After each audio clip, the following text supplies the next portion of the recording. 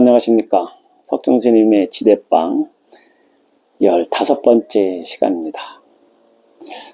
여러분, 우리 인생을 표현하는 말 가운데 불교 경전에서는 여러 가지 말이 있는데 저는 가장 실감나고 또 부처님께서는 어떻게 이와 같이 절묘한 비유로서 우리 인생을 표현했을까 하는 그런 단어가 있습니다. 그것이 여러분들도 많이 들어보셨을 그런 단어 같은데, 일반적으로 우리 인생은 안수정등이라는 말로서 표현하기도 합니다. 즉, 써보면은 안수, 언덕 안자, 나무 숫자, 그 다음에 우물정자, 그 다음에 등나무 등자.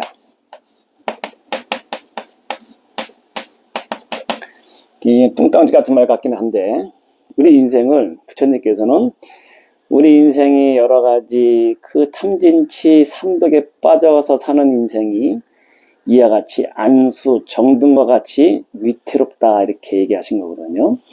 이 안수 정등은 더 세분해서 보면은 원래 안수하고 정등으로 이렇게 나뉘는 내용입니다. 이 두 가지 내용이 합쳐 있는 그런 글귀거든요. 이것은 뭐냐면은 첫째, 안수라는 것은 뭐냐면은 언덕 안자를 얘기하거든요. 언덕, 우리가 피안의 세계에 가다, 피안, 저 언덕, 그 얘기할 때 하는 안자입니다. 그렇기 때문에 언덕에 있는 나무와 또한 우물에 있는 등나무를 갖다가 얘기한 겁니다. 즉, 먼저 여기서 안수라는 것은 뭐냐면은 쉽게 비유하자면은 우리가 잘 알고 있는 한강에 있으면 한강 옆에 있는 고수부지가 있잖아요. 이 고수부지에 있는 나무같이 그 강가 옆에 있는 그 강가 옆에 그 기슭의 언덕에 있는 나무를 갖다 얘기한 겁니다. 이게 보면은 저는 예전부터 보면은 한강 그 옆에 있는 그 부지를 고수부지라고 이렇게 얘기하거든요. 근데 저는 맨 처음에 그 고수부지가 무슨 뜻인지 굉장히 궁금했는데 한자로 보니까 그것도 높을 고자에다가 물 숫자 그 다음에 부지 이런 말을 쓰더라고요. 고수부지, 물이 높이 올라왔을 때에만 차는 그 부지, 텅 비어 있는 땅. 그러니까 고수부지라는 것은 그냥 평상시에는 물이 차기 전에는 그것이 그냥 일반 사람들이 운동도 하고 산책도 하면서 거기서 마음대로 놀 수 있는데, 특히 우리가 장마철이 되면은 그 한강의 고수부지 그 옆에 있는 그 언덕들이 쫙 다 물에 잠기잖아요. 이와 같이 물이 높이 찼을 때만 그것이 잠기는 땅을 고수부지라고 합니다. 근데 이게 어려운 말이에요. 이게 고수부지란 말이 일본 사람들이 만든 그런 용어입니다. 이거는 우리나라 말로 하면은 요즘에 한강 둔치 그런 말 많이 쓰죠. 둔치가 더 이렇게 적당한 표현 같아요. 어쨌거나 이 안수라는 것은 뭐냐면은 이와 같이 큰 강물이 있으면은 그 옆에 강가 옆에 있는 언덕에 있는 나무는 위태롭다. 그걸 얘기한 거거든요. 아시겠지만 아까 얘기한 대로 비가 막 오면 장마철이 되면 폭우가 내리면은 그 강물이 막 불어나면은 그 옆에 있는 나무들이 막 그 물에 다 잠기잖아요. 더 심한 경우에는 그 나무가 쓸려서 그 물에 떠내려가기도 하고, 그와 같이 안수라는 것은 언덕에 있는 나무는 위태롭다. 이와 같이 우리 인생도 언덕에 있는 나무와 같이 아주 위태로운 그런 인생을 사는 것이 우리 중생들이다 이렇게 얘기합니다. 그래서 일반적으로 안수정등이라고 했을 때 안수의 의미를 잘 사람들이 얘기는 안 하는데, 안수는 그와 같이 의미가 있는 것이고, 또 여러분들이 제일 잘 아는 게 정등을 갖다 얘기할 겁니다. 이게 설화는 어떻게 되냐면은 줄거리는 예전에 어떤 나그네가 큰 넓은 광야를 갖다 걷고 있는데 갑자기 거기서 그냥 광야에 불이 난 거예요. 넓은 광야에 갈대밭이 쭉 펼쳐진 광야에 불이 나니까 이 나그네가 불을 피하기 위해서 막 이제 불을 피해서 막 가는데 불길이 막 자기를 덮치려고 하는데 그걸 피해가서 막 달려갔습니다. 근데 거기 설상가상으로 코끼리가 이 나그네를 막 쫓아오는 거예요. 우리나라에는 코끼리 보기 힘들지만 인도에서는 코끼리가 굉장히 사납습니다. 그래서 코끼리 부대라 해가지고 코끼리 부대는 최고의 인도에서 전쟁할 때 최고로 그런 중요한 역할을 하는, 군사 역할을 하는 그런 용도로서 많이 쓰거든요. 그리고 코끼리를 사납게 키우면 일부러 어렸을 때 갓 태어난 코끼리를 어미젖을 안 먹이고 일부러 막 아주 그 사납게 키운다고 합니다. 매질을 하면서 키우고 그러면은 이 코끼리가 사나워가지고 사람을 죽일 때, 우리들은 옛날에 보면은 망나니가 칼춤을 추다가 막 사람을 죽이는 것이 우리는 저희 그렇게 익숙한데, 인도에서는 사나운 코끼리, 거기다 술을 먹인 코끼리한테 술을 먹여가지고 사람을 풀어놓으면은 코끼리가 막 밟아 죽인다고 합니다. 이게 인도에 있는 어떤 그런 풍습인데, 이와 같이 사나운 코끼리가 이 사람을 갖다 또 막 잡으러 오는 거예요. 근데 그냥 가만히 가던 이 나그네가 광야에서 불길이 막 다가오는데 그걸 피하고, 그 피하기도 급한데 거기다 또 사나운 코끼리, 아까 말한 대로 사람을 보면 막 잡아먹는 코끼리가 막 달려오는 거예요. 그러니까 이 나그네 입장에서는 어떻게 하겠습니까? 우선 살기 위해서 쭉 도망간 거죠. 이게 뭔 일인지도 모르고 하여튼 간에 그냥 왜 이 코끼리가 날 쫓아오는가 해가지고 오직 살기 위한 그 신념으로 도망간 거예요. 도망가다 보니까는 낭떠러지기가 이렇게 있는데, 그러니까 더 이상 이제 갈 수 없다고 이렇게 포기하는 순간에 여기 낭떠러지기 옆으로 이렇게 보니까는 우물이 하나가 있는 거예요. 이렇게 우물이 있고, 또 이 사람이 막 광야를 도망가다 봤는데 여기 이렇게 나무가 탁 있는데 이 등나무 줄기가 이렇게 이 우물 밑으로 있는 거예요.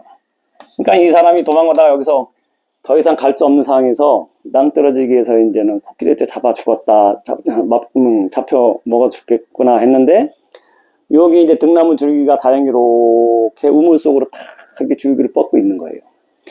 그러니까 이 사람이 앞뒤 안 보고 이제는 이것만 타고 내려가서 여기서 있으면은, 우물 속에서 기다리고 있으면은 코끼리가 이제 지쳐서 도망가면은 그때 다시 나오면 살겠구나. 오직 그 마음으로 이 사람이 다른 거 생각 안 하고 이 등나무 줄기를 타고 이렇게 이제 몸을 갖다가 우물 안에다 이렇게 숨긴 겁니다. 그러니까 이 사람이 얼마나 다행이겠어요. 그래가지고 이 우물 안에 들어가가지고 등나무 줄기를 탁 잡고 이제는 살았구나 이렇게 하고 있는데, 처음에는 그 등나무 줄기 들어갔으니까는 눈이 껌껌한 데 들어갔으니까는 안공이 안 열렸는지 뒤가 안 보였잖아요.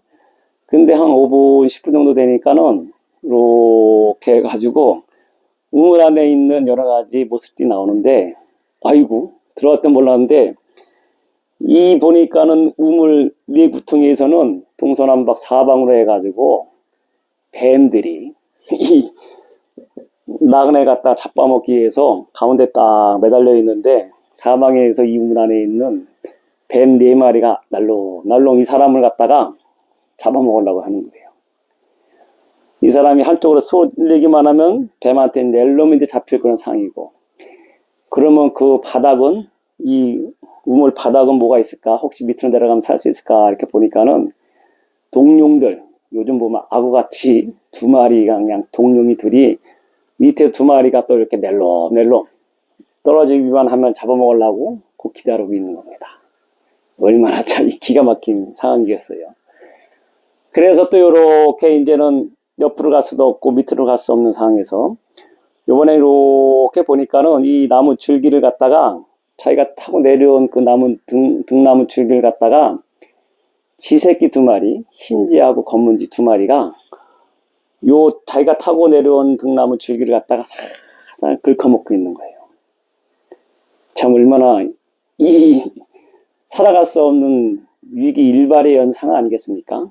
옆으로도 못 가고 밑으로도 못 가고 다시 위로 가자니 코끼리가 기다리고 있고, 가만히 있자니 이 2마리 이 지새끼가 이제 갉아먹어가지고 좀 있으면은 이 밑으로 떨어질 상황인데, 이 사람이 이렇게 아무 살아날 수 있는 그런 방도가 없는데, 마침 요 자기가 타고 내려온 등나무 여기에 꿀집이 있어요. 벌꿀집이 있었어요. 꿀벌이 있었는데, 이 타고 내려온 이 등나무 줄기 밑에 딱 매달리고 있는데, 꿀이 거기에 꿀벌에 있던 그 꿀이 하나 한 방울씩 또 떨어지는데, 거기에 마침 공교롭게 여기서 매달려 있는 그 나그네의 여기 입으로 한 방울씩 이렇게 떨어지는 거예요. 그것이 똑똑똑 5방울이 이렇게 똑똑 떨어지는 거예요.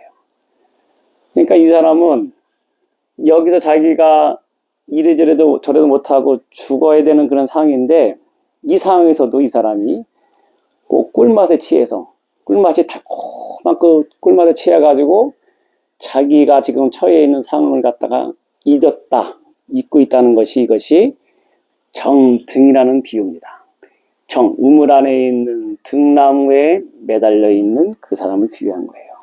이거는 뭐 여러 가지 비유로 얘기합니다. 그래가지고 뭐 그 들판에 있는 푸른 무상을 얘기한 거고, 죽음을 얘기한 것이고, 뭐 그 코끼리는 무상함을 얘기한 것이고, 이 안에 있는 4마리 용은 우리의 4대 육신을 얘기한 것이고, 그 다음에 밑에 있는 것은 이 동룡은 죽음이고, 위에 있는 이 2마리의 쥐새끼는 밤과 낮을 시간을 얘기한 것이고, 그 다음에 거기서 꿀물이 떨어지는 것은 5방울의 꿀물이라는 것은 오욕락.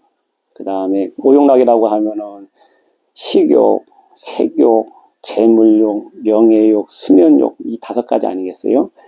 이것을 비유했다가 얘기합니다. 즉 우리 인생이란 것이 이와 같이 절체정명의 순간에, 우리 인간이란 것은 좋은 일이 하나도 없고 이와 같이 상황을 본다면은 지금 이 등나무 줄기에 매달려 있는 이 중생과 같이, 이 나그네와 같이 우리 이 인간이라는 것은 굉장히 위태로운 거예요.